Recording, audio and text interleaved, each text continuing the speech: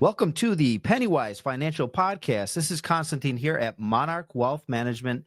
And today I have a guest. The guest is Marcus Garrett. Welcome to the show, Marcus. Thank you for having me. Absolutely. And I was chatting with Marcus before the show. We like to bring on experts from all different facets of life to bring value to our clients, our prospects, clients, maybe business owners, individuals, and bring in different elements, maybe some things they haven't heard from me before in the past. Marcus, why don't you introduce yourself? Tell us a little bit about your background, how you got started, and really where you focus. So professionally, I've been in audit for about 20 years. I call myself a recovering auditor. I've been trying to escape the field like the mafia for at least the last 5 years. And uh, it sounds weird, but stumbled up the career ladder. So every time I try to leave, I get a promotion. So it's not the worst fate that could happen. My online bread and butter and what I'll be looking to pivot into and probably talk about on this show is in 2016 wrote a book called Debt Free or Die Trying about my shared experience as a 30-year-old getting out of debt. Buried myself $30,000 in debt coming out of college, which I feel aligns with a lot of the millennial stories. You got a frisbee. Yeah, you got a frisbee, you got a yo-yo, some kind of swag, and then you got tens of thousands of dollars of debt, whether it was credit cards or student loans. And I did not realize I was writing myself into a marketplace. And that's kind of been as I said, my bread and butter for the last 5 years. I actually re-released the book in 2020. It became a best-selling ebook on Amazon, and I speak to college students. And now from a business perspective, as a person on the wrong side of 30. Wow. What was the drive for that? There must be, everybody starts their career path and maybe it's not something that you had in mind, but what led you that way? I remember the exact moment. I had moved to Colorado. So at this point, I'm post-college graduate. So I graduated college with about $9,000 in debt. I got a consolidation loan that I thought was going to save me a bunch of money, ended up $26,000 in debt instead, and ultimately ended up wanting to share that story. I was already blogging. But what had happened was I was 27 years old. I was moved to Denver for a job because all I knew how to do at the time was trade time and money. It was a $40,000 raise. And I was like, obviously, I got to take it. And I dragged down what my pay rate would be for the next 20 years. And I ran out of money before I got to 20 because I ran out of the pay band. And that's the, pros and cons of working in a pay transparency office. And I was like, this didn't feel right. I was too young to really understand what it meant and why I was running out of money so young in life. And it just kind of really changed my mindset and approach to money. Kind of led to revising the book, and it really led to a quest, if you will. That was my origin story on like how to make more money in life. Wow. So graduated college, had a little bit of debt. And actually that's, I've heard of people that graduate. We have some folks, we're in upstate New York that have gone to Cornell that have $150,000, $200,000 in student debt. That coupled with some grants and scholarships, but didn't even put a dent into their college debt. So you didn't start off too bad. Okay, so that was kind of a natural motivation, getting debt squared away for yourself. And then, I visited your website, know a little bit about what you do. Author, speaker, motivational speaker, consultant. You do so many different things. Where's your bread and butter? You mentioned business owners. So before, I'd say, to give us some demarcations, like one of the best quotes that I heard from a mentor, actually second best quote, because I'm coming up on a presentation. So the first best quote was, do work that matters. And it seems like such an easy statement, but I've seen others struggle to find work that matters that I can make good money from. I can do a lot of work that matters, volunteer, et cetera, and make no money from. Secondly, so the second best quote was, use your 20s to learn, your 30s to apply, and your 40s to teach and mentor. So that's the one so we got those buckets. So in my 20s, and what I align with and I see with a lot of business owners, a lot of on both sides, whether young or I'll call them mature, which is where I'm leaning towards now. You can kind of just do work transactionally. Is what my mentor used to call it. They pay me, I come to work transactionally. I think we're seeing a pivot with this a little bit in Gen Z, but before it was, you pay me, I do work. Good, bad, or indifferent. I don't come to work to be happy. 30s, you kind of, now you got a family, maybe Oh, yeah. commitment things start to change. And you're like, this transactional work is good. I still have bills to pay. I need to make a difference. Or actually, you haven't probably even gotten there yet, but you're like, this doesn't feel fulfilling. Work doesn't feel as fulfilling. And I think, at least I've seen for me, and I've seen a large swath of the population all the way down to, as because I am an auditor, Deloitte study saying that around 40s, you're like, I like to do work that matters. Now, if my kids are growing now, my marriage is maturing, what does my legacy look like? What is my life going to look like, either predating me, after me? What will my kids look up and say about me that I made a difference on this world? I think it's a Ralph Emerson quote that I'm going to butcher, but to live life is to make a difference and to have lived well, not to be happy, but you find happiness through doing those two things. And so how that is translated for me is now looking at the pivot, you can, figure out where I am on that scale. But like you said, mentorship, speaking, I'm trying to give back, but also make a livable income from it. And that's the current problem that I am solving myself as a business owner. And I'm translating that through still doing the book in personal finance. But I think a lot of people who are listening to the show, with the exception of maybe Dave Ramsey and Suze Orman, there aren't a lot of millionaires or wealthy individuals out there, obviously, from the personal finance space, which is something I'm still near and dear to. But what does my legacy, what will be my difference maker in this world that I live behind? That's the question that I'm answering right now. Yeah. So being an auditor, I'm sure you didn't make a ton of friends. But what aspect of auditing? Like, tell me a little bit more about your background. What were you doing on the audit front? So it's a great question. I'm actually in process and controls. And the reason I say it's a great question is it actually ties directly into this journey. It's funny that you say auditors don't make a lot of friends, because that same mentor told me, and I'm glad I met him, now consider him a friend. So he was my boss, became my mentor. Now we're Facebook friends. So you can see the evolution of that relationship. But he said, if you wanted to make friends, you should have became a clown. And he told me this in my early 20s, and it turned out to be true. But I love the philosophy of audit. I mostly focused in process and controls. The mentor that I'm referring to actually has a PhD, and now he's gone into law. I love the philosophy of audit. And for the auditors out there, and maybe some of you, the accountants, the practice of audit and accounting is a lot more difficult than what they teach you in the books and the philosophy, which is actually why I like the training side, the academia, the black and white of it. And so I focus more on process controls, systems. And the reason I say it's a great question is I've been avoiding with a passion learning the accounting side of it pretty much the entirety of my career. And that is partially why I'm looking outside of audit, because I've reached or near the pinnacle of what audit is going to bring to me. I promoted all the way up to division manager. So, as they say, once you get to the mountaintop, you see that there are actually more mountains. And so I got to the top and I'm like, I'm at the top. Maybe a chief audit executive is up there.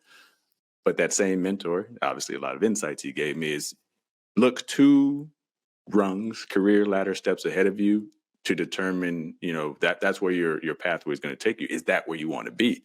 So I started questioning that transactional work and like, do I want to be a chief audit executive? No shade to the chief audit executives listening to this show, who I'm sure are wonderful men and women. But I was like, I don't know if that's the pathway I want. More importantly, I'm a third of the way through my career and at the top of my career ladder. And, I've done, because I became so interested in personal finance and salaries, around, I think it's 90% of individuals peak in their income from traditional work at about 40. And they either stagnate, meaning that they'll get cost of living adjustments, but they don't get any more significant raises. 30 to 40% of 90% of Americans' significant raises are going to come before the age of 35. This is probably resonating with a lot of people, which is why they go into entrepreneurship and consulting. And so that's kind of where I'm at now is, do I double down, go back and get my master's, and just say, you know what, as it relates to a 9 to 5, I'm an auditor. And I actually have some questions out there that will help me decide this. I kind of see I'm at the fork in the road of my career. And there's the next 20 years or 40, whatever it looks like. I'm just going to be an auditor. I'll be the best auditor, most well-educated, credentialed auditor can be. I already have 3 certifications. Number 2, so it's a 3-path fork. Number 2, do I certify or pivot into another career field, which I'm married, have a home now, which might be I might stagnate as I just talked about. I might pivot. I might be making a horizontal move. I might make less money. That is the nature of a career pivot. And number three, do I either do all of the above or none of the above and supplement it with a successful entrepreneur consulting or business practice, which would be honestly my ultimate goal. But I think as many business owners listening to the show know, easier said than done to just find a business that you can immediately translate into and make the exact same money you made in your career. Very tough. I can tell you, going back about a decade, we left. So my background, we came from a bank, large regional bank, where we provided investment consulting advice to clients, business owners, but a lot of retail clients. And we made a pretty big decision. We led to a fork in the road with very similar circumstance where we said, geez, we're younger with families and have a home and have a mortgage and have these liabilities. And we can continue down this path of slow and steady growth with job stability. And I remember these quotes from Jim Carrey and Jim Carrey's father. I don't know if you know the story behind that, but, he was a slow and steady guy. He was actually an accountant, and he had a passion for comedy and making people laugh, and never decided to go that route because of the fear, the uncertainty, the instability of the unknown, of not knowing if he'll be successful. So he continued doing that, and he was fired and laid off from all these firms as they continue to grow and develop and evolve. And I can tell you, I have a brother-in-law, same scenario. Many times thought about opening his own firm, his own practice, but younger, developing family, had a home, had a mortgage, had debts, couldn't afford to take a step back or take a chance and fail. So I was dealt with that same scenario, and we made the decision to, to go out on our own and open our own firm and our own practice. We sat on cardboard boxes and picked out color swatches. About a decade ago, we had 0 clients, came from a job with stable income, retirement plan, and healthcare benefits, and everything was set up. We just showed up, and we had the clients coming in. And we decided to take this risk, and I think it was a calculated risk because I had a passion for it. And that's one thing that I hear. I can see the conviction in the story you're telling me as I ask you these questions, and I have that same conviction when I help people.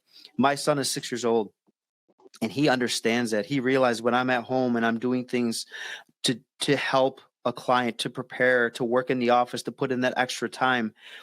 It's not that. I have to do it. It's because I want to do it. And he sees that passion. He knows that dad goes out and helps these people. And so I think that's a big part of a career decision. And I think it's a very rewarding one, not just financially, and clients know that. They can feel that. They can sense that. So I'm glad to hear that. That's great. Now, curious to know a little bit more about this. So you talked about your scenario, your debt coming out of college, and we have a lot of clients facing the similar scenario coming out of. What's your practice? What's your belief? You mentioned Dave Ramsey. Everybody knows Dave Ramsey. In a lot of these other programs, and I'm not saying that you have a program, but their program is basically live on peanut butter and jelly, don't spend a dime, pay off as much debt as you can, and in 5 years you're not going to have a mortgage, you're going to be debt free, etc.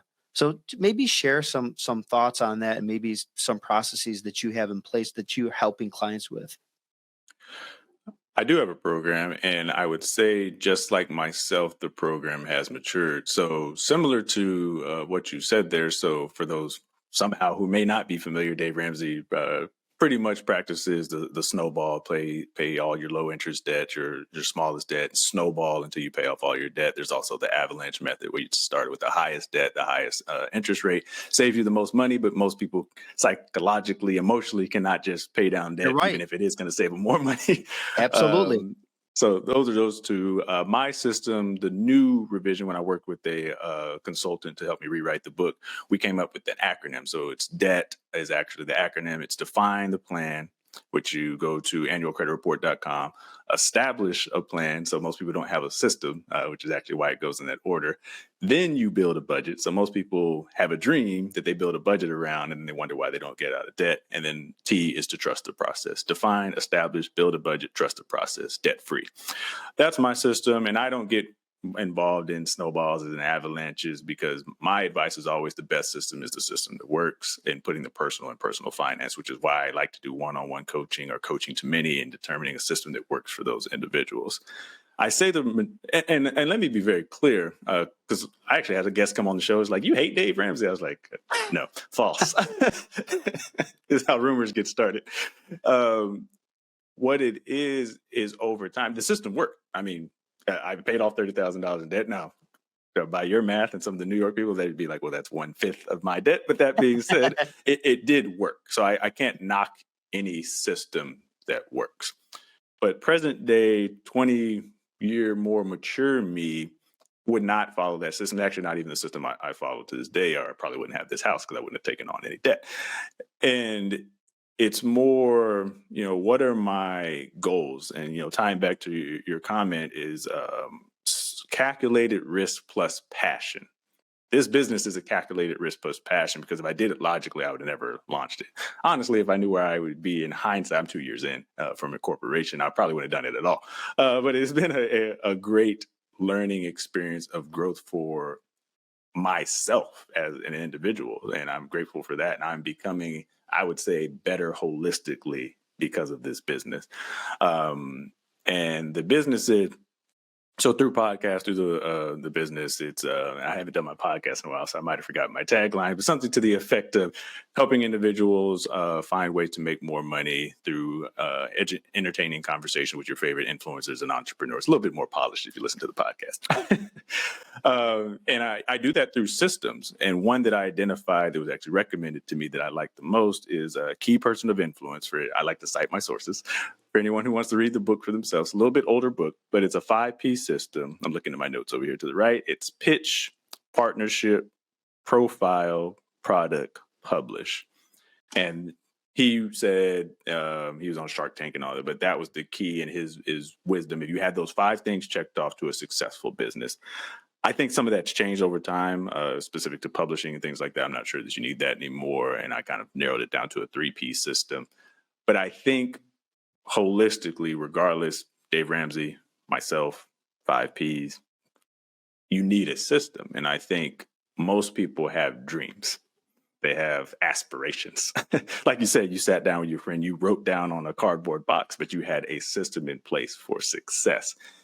And most people don't do that. And I think my audit background, my data background, that's where I drill down on. That's what I focus on, and helping people make that mission, that dream, a successful thing they can implement. I got a kind of an aside question that goes along with the budgeting mentality and consulting and helping those clients. And I don't know what your demographic is, but I can tell you that our client, our practice is made up of younger families looking to save. When I say younger, I say somebody in their mid-30s, married, maybe 1 or 2 kids, mortgage. They're kind of navigating their path of their career path, and starting to really get established. But what I'm seeing is a shift, a change. And I also have on the other end of the spectrum is retired folks who are in their late 70s, early 80s, widows, widowers, nursing home, things like that, estate planning. But I've noticed a change in the way that they view debt and who is viewing the debt and how they're attacking that. So the older clients that I have that are more mature, that are in their 70s, 80s, husband and wife, typical family scenario. The wife is the one that's controlling the money. The husband was typically the breadwinner. And sometimes it was a two income family. But it was the wife who was kind of driving the direction of those dollars. And it was always a focus on paying down debt. We want to get rid of our mortgage, no credit card debt, no loans, no car loans. And as I look to the younger generation, 40s and below, it's the men who are now trying to pay down debt, and it's the women that are actually spending. And Amazon is a big proponent of that. I'll tell you, they hop on that app, and there's boxes that show up, and my household is guilty of that too. I see these Amazon boxes, and my eyes kind of roll in the back of my head. But Are you seeing any of those kind of trends where where it might be a different family dynamic, where you have maybe a shift in the way that people are spending or allocating those dollars once they're coming in?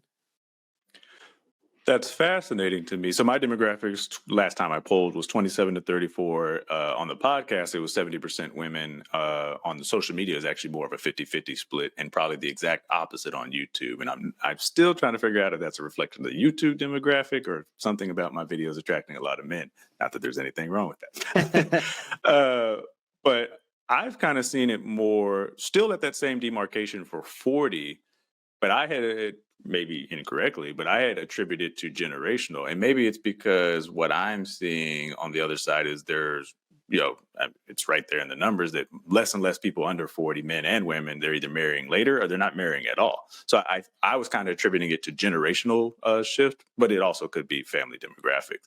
But I am seeing less of a focus or maybe even a care about either paying off debt completely or being debt free at all. Especially as you get down into the 20s and maybe even 30s, it's more experiences. And if I have to take on debt to have the experience that I want, then it is what it is. If this is the school I want to go to and I have to take on a surplus or a large amount of debt to go to the school that I want, it is what it is. There seems, from my experience, even people watching my videos and taking my courses, they're not holistically focused on getting debt to zero, period, and definitely not across the board. Now, I'm not saying I would necessarily agree with that, but again, not to be a hypocrite to myself, the best plan is a system that works.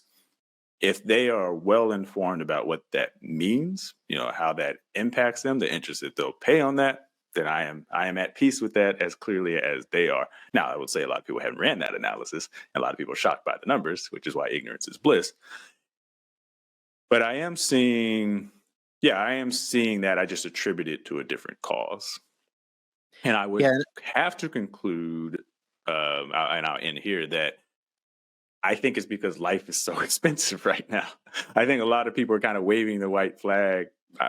Maybe defeat is too pessimistic, but they're like inflation, interest, college, homes. I think all of which I just described have tripled in their lifetime. I think they're waving the white flag on a debt-free lifestyle. I don't think they see it as a possibility for themselves.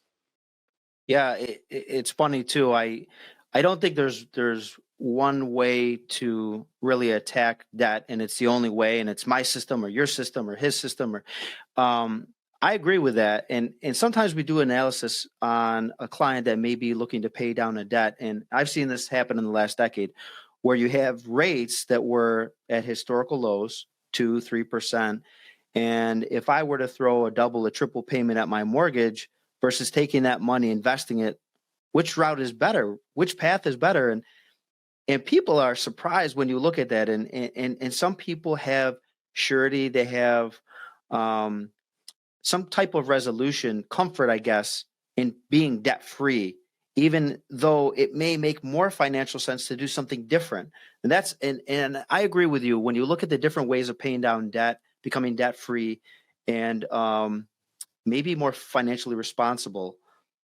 There's not one method that I think is a home run for every single person, because what I may tell you will end up in more dollars and cents in your bank account doesn't mean you're going to like that or be comfortable with that. And that could go along with risk. It could go along with the way that you pay down those debts or the way that you look at it, and many times, and I like the fact that you do this coaching in addition to just one program. Here's the program, go do it. That's along the lines of what we do, because reality is you can give the best ideas. People will sit and say, you know what, Marcus has got, he hit the nail on the head. When they go home and life happens, they forget about all those steps that they're supposed to do. There's nobody there to hold them accountable. Same thing, I go back to college days, and I used to lift weights, and I had a program, I had a system, I had a diet, and I had everything scheduled, and I had a roommate, and him and I would hold each other accountable. Without accountability, a lot of these plans, they just fall to the wayside. They may be good plans and good ideas, but without implementing them and having somebody to check on them, a lot of people won't do it. I'd say the majority of people won't do it. So I like the fact that you have that coupled with your systems, that you do the consulting. And we do a similar thing with our clients. It's not just a focus on budgeting and saving and paying down debts, but it will be a combination of that. We don't have our own proprietary system where we help our clients with that, but we do look at different ways of doing it. So it's not a fine-tuned system as you may have. Yeah, I like that. One that I heard, and I think maybe even resonate. I'm going to butcher. I tried to have this guy as a subject matter expert on the show, so maybe he'll hear this and come back on because I'm quoting him. But I'd never heard it before, and it was BBD. It was build, buy, or borrow. I'll say borrow. Build, borrow, die. And I was like, okay. But what he said is, you whether it's build homes, build wealth, you build your lifestyle. And then the pivot there is the borrow side. And like I said, you can nicely say buy, but then you buy homes, you buy, whether it's through an insurance policy or mortgage, however you go about buying. And then in death, you leave that behind, but pay it off. So basically your lifestyle is funded by debt, knowing that you'll zero it out and that's your legacy. So I bought 3 homes. I have 2 children.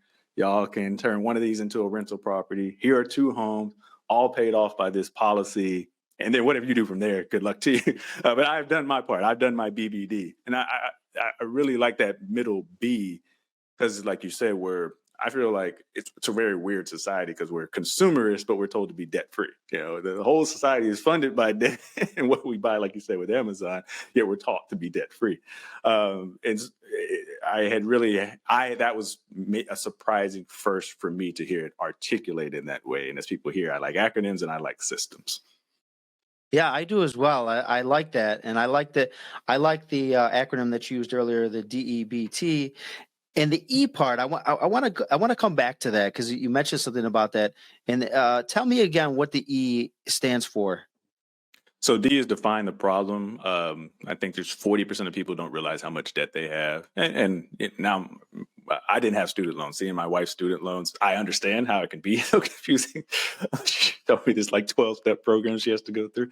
So I didn't realize how complicated it was. So it's define the problem. And E is establish a plan. And that's where you pick that.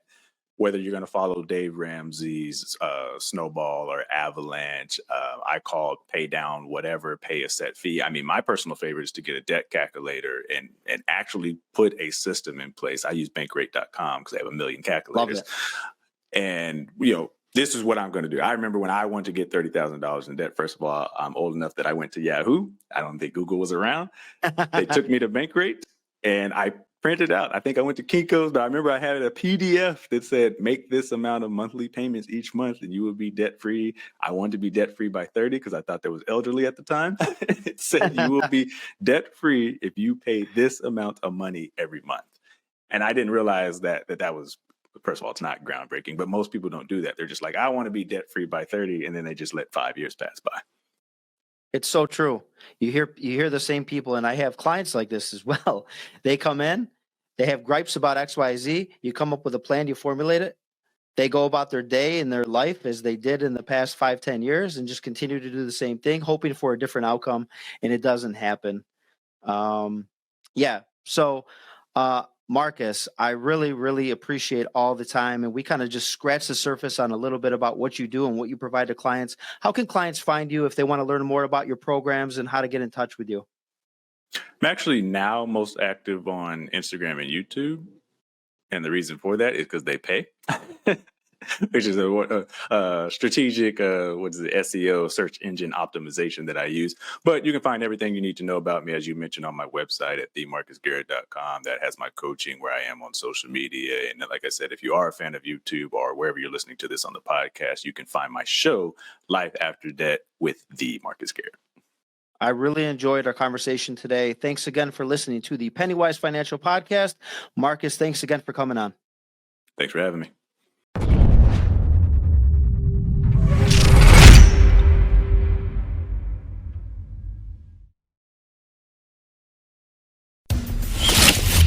You've been listening to Pennywise Financial, brought to you by Monarch Wealth Management. Constantine and David really care about their clients. They want to make sure you're happy, so you'll continue to hire them. There's no commitments, and clients are free to leave whenever they want. Think about being able to pick up the phone and call someone for guidance and advice on almost anything, from buying a car, selling a home, buying vacation properties, or even selling a business. Reach out on the website at monarchwealthmanagement.com. There are 2 offices in Rochester and 2 offices in Buffalo. Reach out to us on Facebook, LinkedIn, Twitter, and YouTube, or call us toll-free at 800-480-1580. That's 800-480-1580. Until next time, this is Pennywise Financial, signing off.